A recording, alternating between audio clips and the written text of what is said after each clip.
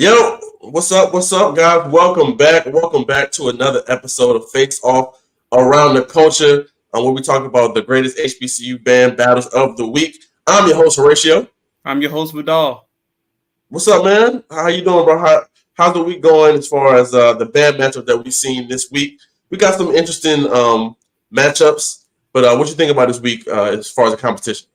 I love the diversity that we've seen this week, man. We had some great matchups, some great battles, some faces that we haven't really seen on the band scene this season yet. So they taking their place, they battling, and they out here showing what they got, man. I love it so much. Absolutely, absolutely. So every week we kind of make sure that the episode has a theme, because we want to make sure we tie it in with everything. We can that we can go back to that theme, and we got two different things, but they kind of align. My theme for this episode is take it. If Because I feel like we had a lot of battles this week where the winners was up in the air. I don't know who I should get. I don't know who I should take. So I think take it. What's your theme for this episode? My theme for this week and this episode is winners take risks, man. So when you have matchups on there and you see the other band on your schedule, you do a little YouTube searching, you do a little clip watching, but it's your opportunity to say, we're going to put something out that's different. We're going to take a little risk. We're not going to play the same exact songs that we've been playing this whole season. And even if we're going to throw something out that we've played before, we got to bring something extra to the table. So definitely. I really say winners take risks, and that's in band culture, and that's in life too. Definitely. Great message. All right, but with that being said, let's hop into, because we sadly missed last week. So we can hit on some of the battles of last week. Let's start with my alma mater, North Carolina A&T versus Norfolk State. Now, this happened at Norfolk State last week. This is a rivalry game between these two schools. They're kind of close, to each other. Where A&T was once in the MEAC, it was a battle. So I'm glad that we can continually see this battle even without them being in the MEAC, because it's such a big rivalry and something that the bandhead fans crave.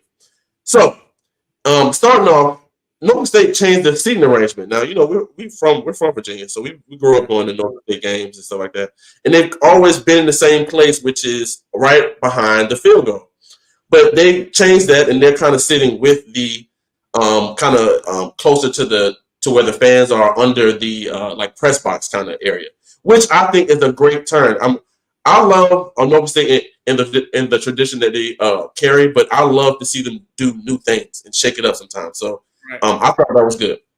So starting off the battle, Norfolk State.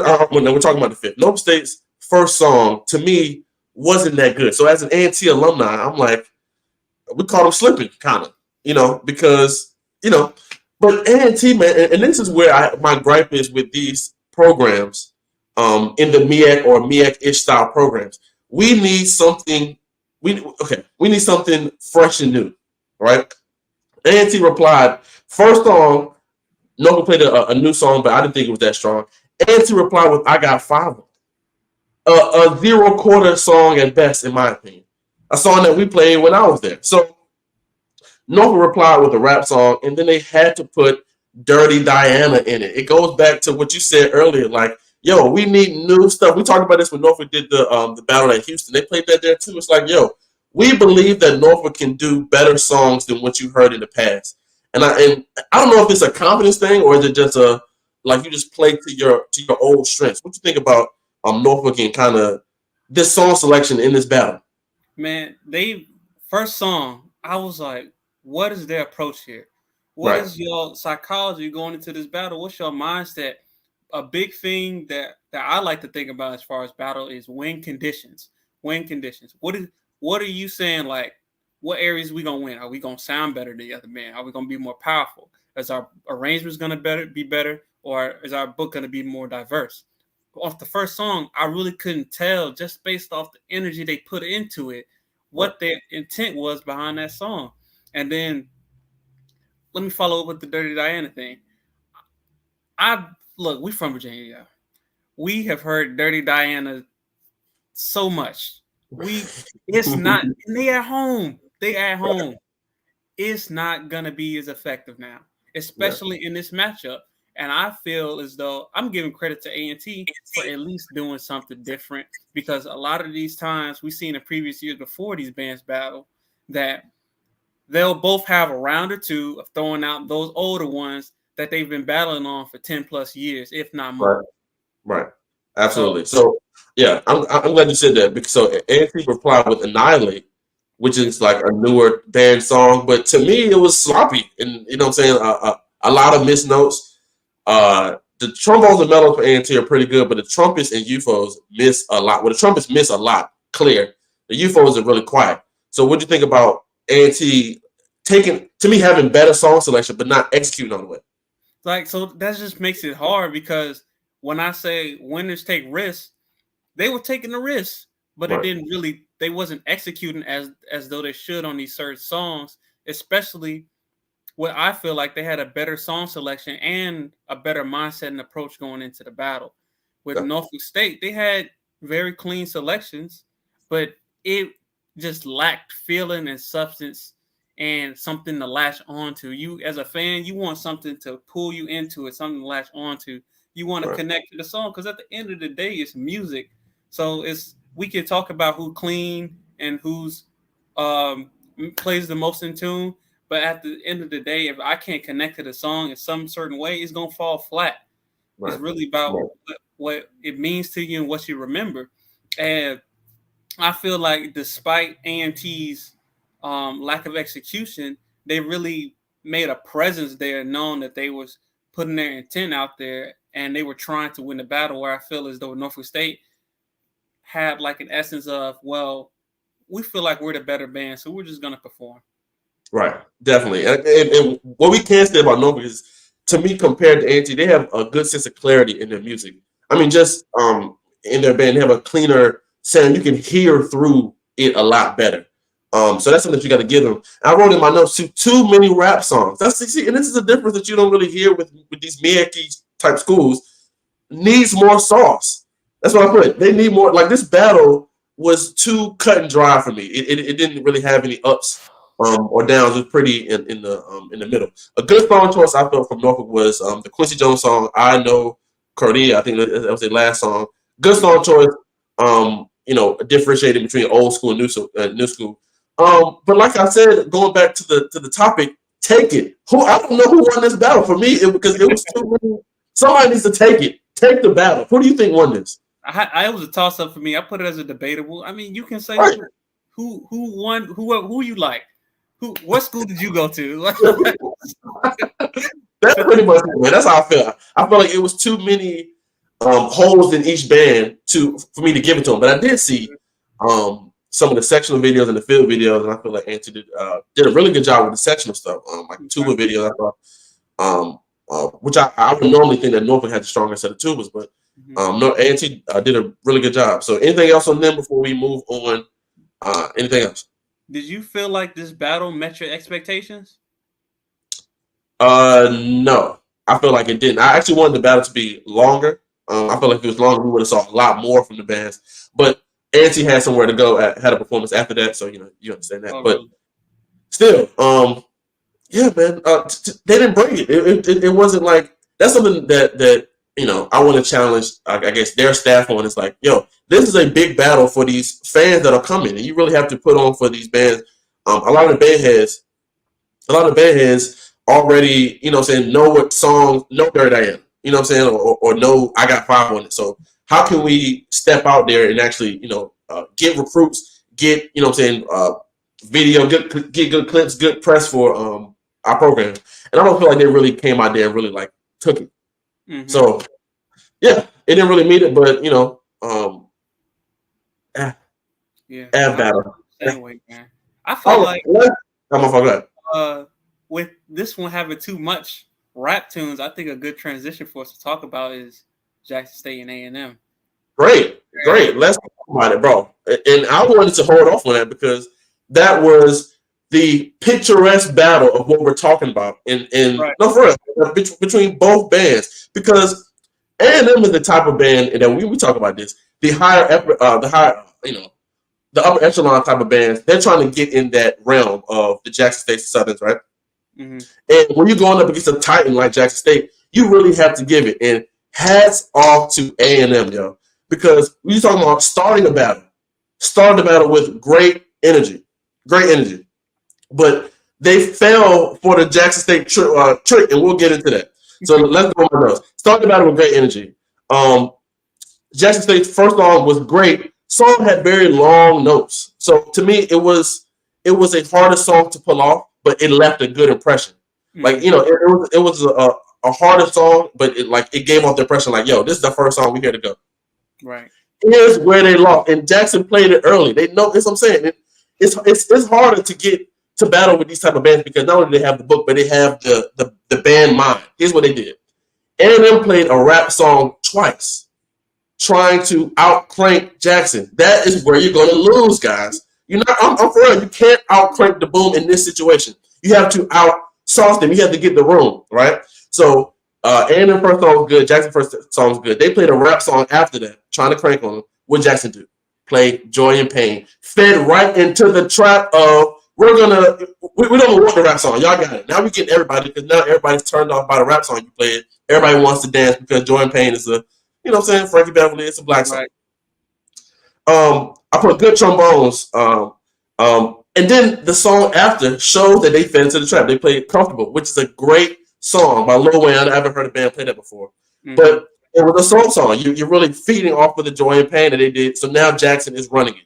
But the good thing about A&M, bro, stayed 10 toes the whole time.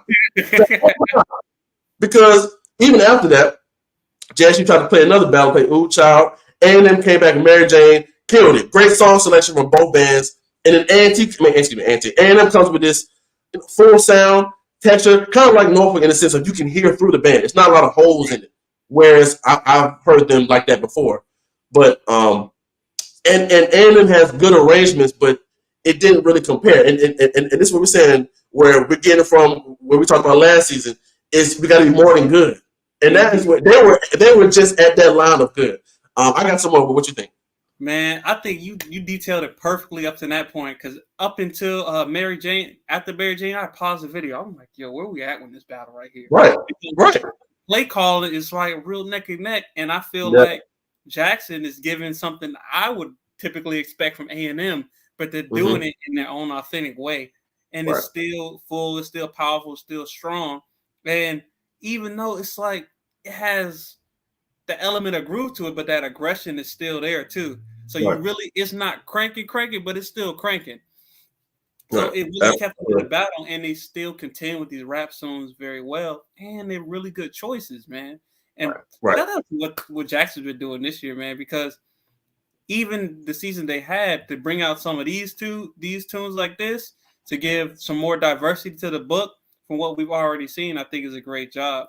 And I feel like A&M was just really hanging right with them up until that point. I feel like when you get into the second half of the battle, like that's when like the band mind starts like, oh, you used all your rap tunes. Yeah. Right. And to me, you said it happened after Mary Jane, but to me, it happened after. And this is what we talked about when we're separating good and great bands, right? Is now since everybody sounds good, right? Both bands sound good. Now what is it? Now it's the song selection and the arrangement. Mm-hmm. Now it breaks down to that point. So, and that is where A&M ultimately lost. They lost at when Jackson State played What It Is, and because they started off with the woodwinds, added the brass for a bigger effect, and that really carried the whole thing. It's just a different, like, whereas most bands would have just played it normally, they made a conscious effort to bring your attention to them. Through dynamics and everything else, and then after that they try to rap tune them. You can't outcrank Jackson, so you lost in that way. But shout out to A&M, man. This is a great battle. This is a great battle. And we talked about this all season. We've had a lot of great battles and great competitions, but this was great, man. And I wrote a lot of notes for that, and I was very excited. Anything else to close up on this battle? Man, I just really appreciate this battle. Like, this is one of those battles where I'm like, when I want to see a fifth. Like, this is one of those battles that I'll go to. I was thinking in my mind, dang, I think I like this one because I feel like we said the last really good one from this season we liked was the FAMU and Alabama State. And I'm really this one a little bit more. I'm leaning towards this one as one of my more favorite battles, man. And then I still have a lot more footage to watch on this one because I seen they got clips of the first half that's like 20 minutes long, second half like 20 minutes long. I'm like, hey, this is a stacked battle with a lot of content in it, man. So everybody, if you haven't seen that, we need to check that one out for real. Definitely. Okay. We're gonna hop back to last week, and I didn't want to do it in this order because we got two bands that did the same thing. So we're gonna talk about PV versus Grambling. We talked about that on our last episode. We were kind of excited to see where this was going. For me, again, going back to our topic, take it. To me, it really wasn't a strong winner in this battle, but the energy was great. The energy was great. I think it was a night game. It was good energy to me for this game. I think both bands represented the school well. A standout for me was Grambling playing "Spin About You." Grambling has good euphoniums, but I really feel like they need to they need more around the whole band in order for the euphoniums to really be balanced. But I feel like PV won that, not by much. What you think about PV versus Graham? I really like PV this battle, man. So first, I remember seeing PV versus Texas Southern beginning of the season, and to me, that was a closer battle. That was a real close battle. So I was looking forward to what I'm gonna get from PV.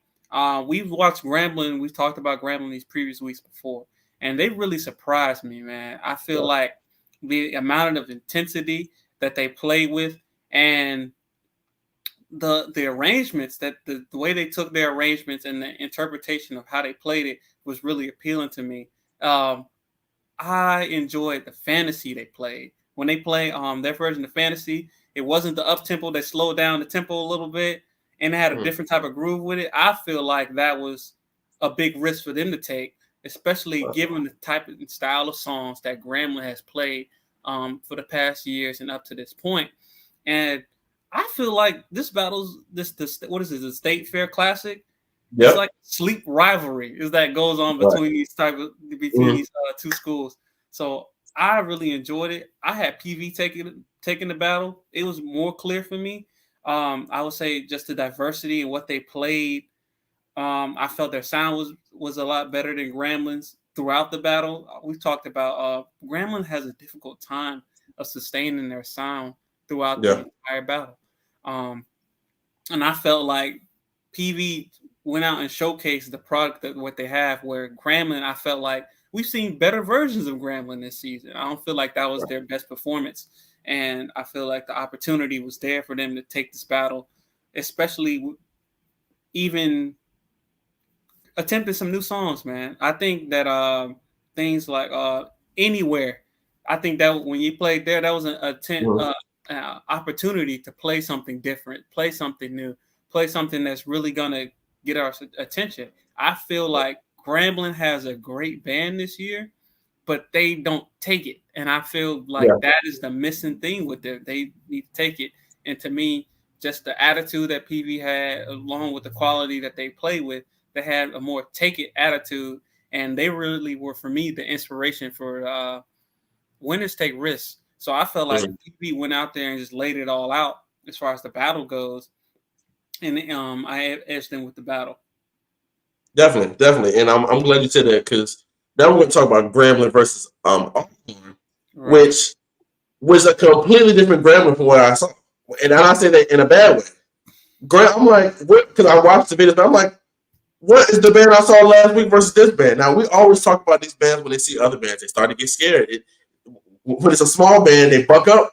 When it's a bigger band or equal-sized band, they like, and I feel like Graham did that, especially with a band like Alcorn, to me, who is not at the top level that I've seen them be at. So I feel like they cowered against Alcorn when it wasn't necessarily necessary. And I wrote that in my notes. Graham started off completely different versus PV. Energy was a little bit like Lester.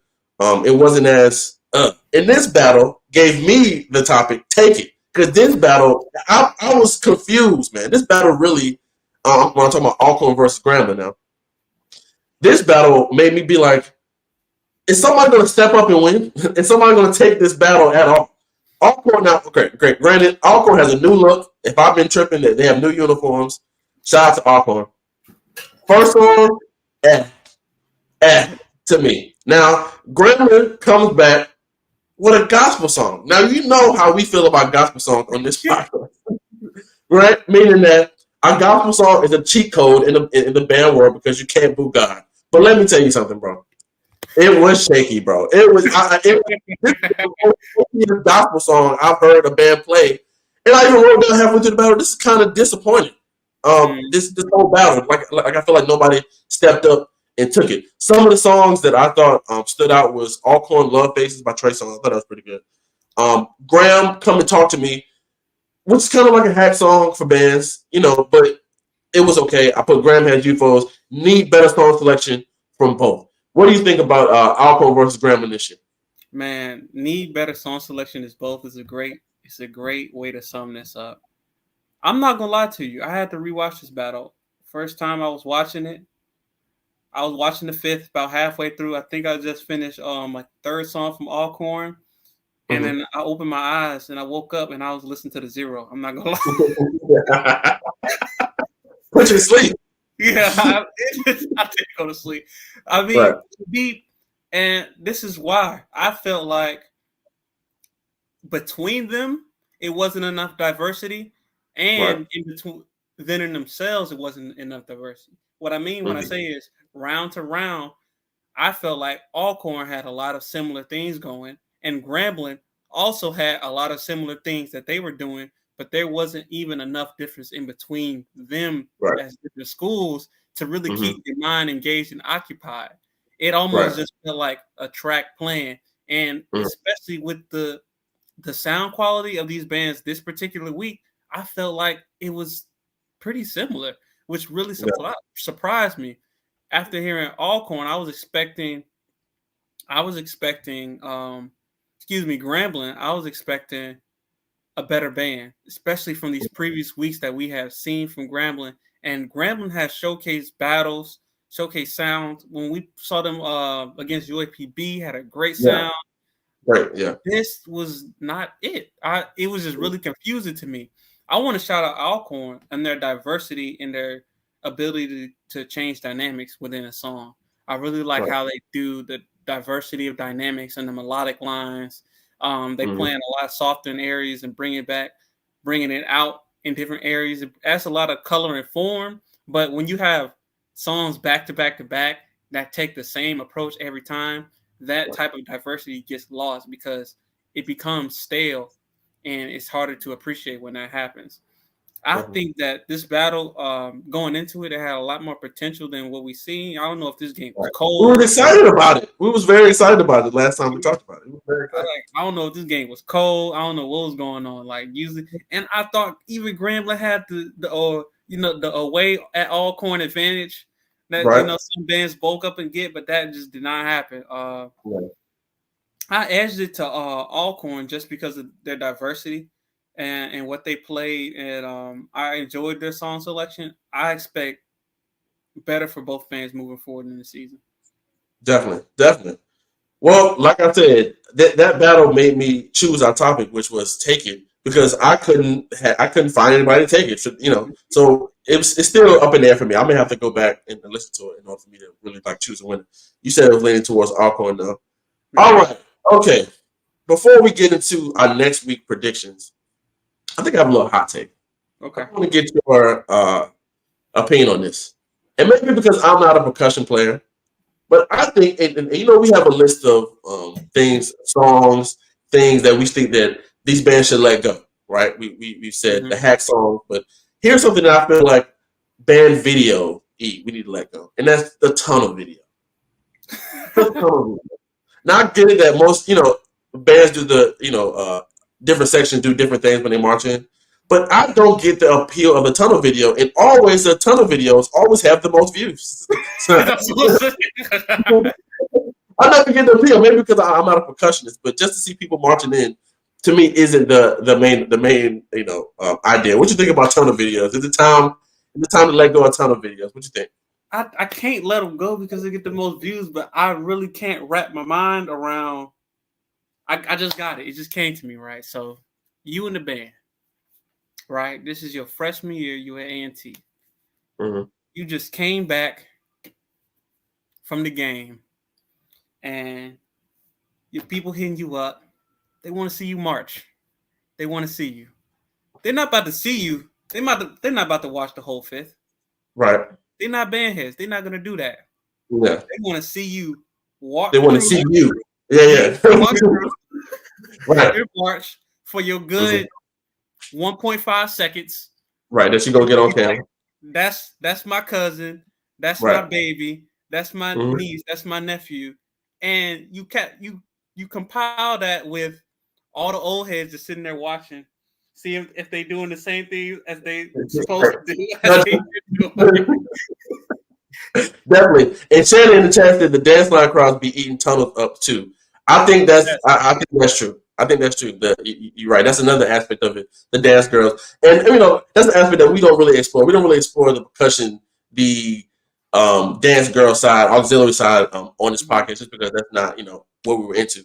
But definitely, you're right. So maybe that's just not my thing. But I've always wondered, like, why does tunnel video have 1 million views in the third quarter has 20,000? I gotta see the Delaware State tunnel video 1.1 million. I'm like, yo, what? Wow. But though, I think a lot of people use that for like HBCU band video. Like if they want to use the HBCU band video, they may cut like a tunnel video just to promote it. Something like that. All right. Next week predictions. So we're gonna go into these pretty fast. First band you think is gonna win comes to your mind. Go ahead and say it. Norfolk State versus Tennessee State. This is gonna be a good one. Tennessee State is going to show Norfolk what it is, because Norfolk has a lot of pride. They don't really take a lot of L's. Think about that. Yeah. Norfolk don't take a lot of L's because maybe the conference that they're in, and it is not like they're not an L like, oh, somebody smashed Norfolk like that. They don't really. They kind of always come out. I really feel I want somebody to give it to them just because it's something new. Tennessee State, Alabama A&M and Grambling. Alabama A&M. A&M got the crush. Yeah. Definitely battle tested. You can't now. If y'all come up back from this JSU battle and y'all like give it a gram, you're not consistent, bro. You can't get in there in the upper crust with the rest of the other schools. Bama State versus Jackson. Jackson, of course. That's gonna be good though. Alabama State, you really need to step it up, bulk it up. This the week to really get it going. UAPB versus Mississippi Valley State. Valley. Valley. I think I'm gonna say Valley too, but UAPB did a good job. We talked about them a couple weeks ago. Yeah. So I think that should be interesting. Texas Southern versus Bethune-Cookman. It's not even gonna happen. Is it at Bethune? If it's at Bethune, maybe, but if it's not. Yeah. I'm Texas. Yeah. Fort Valley versus Benedict. Now we just guessed. Benedict. I'm gonna say Benedict. They're a bigger band. I haven't really seen them this year. I know they were at that battle in Charlotte. Bowie State versus Virginia Union. Bowie. I go Bowie. Yeah, I'm gonna go Virginia Union. I saw live of them playing Elizabeth City, and they sounded really good. Oh, well, not really good, but they sounded good. Winston-Salem versus Shaw. Winston. Salem. Yeah, battle tested. Elizabeth City versus Lincoln. Haven't seen that much of Lincoln this year.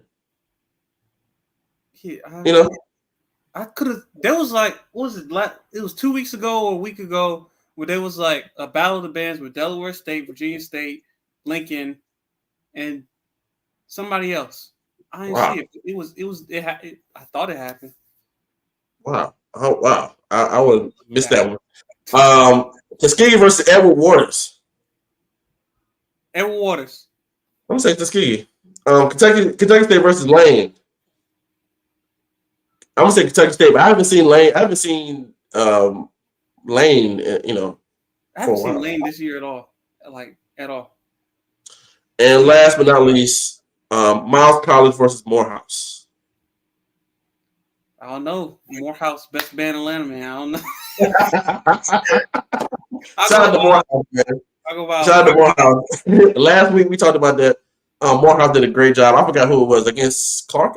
I don't know, but it was a really good battle. Shout out to Morehouse for representing. Okay, guys. I think that is it. Man, do you have anything else for this week, next week? Anything you want to hit on before we wrap it up? I think that's all for me, man. Stay great out there. Stay blessed. Bands keep playing. It get better week to week, man. Don't October got these bands act a little. Some of these bands act a little strange, man. I don't know if it cooled down a little bit. Y'all tired? Right. It's mid-season. We need to see mid-season. Right. Don't The pressure die because your grades flipped because you really wasn't going to class before and midterms coming around. I can feel it. I know. Right. The pressure is on. It definitely is on. And we had a lot of good matchups at the beginning of the season. So I don't want that to get to these students' minds. We still eating, we still in go time. And of course, wrapping up back to our topic, winners take risks. So obviously, with what we were talking about tonight, that definitely applies with everything. If you want to be an elite program that's competing, and definitely take it in these battles. We need something to talk about. We need a defined winner. It's a lot of people that are bandhead fans, and they, we need a clear win on this battle. That's why we came out. That's why we, showed up. Before we go, and I screenshotted this. I don't know why I just remember this. I screenshotted this a while ago, and I wanted to bring this up. Okay, I saw this on Facebook. It says someone needs to say it. Arrangers stop writing for bandheads, write for the crowd. What you think about that? Do you think that arrangers need to stop writing for bandheads and write for the crowd?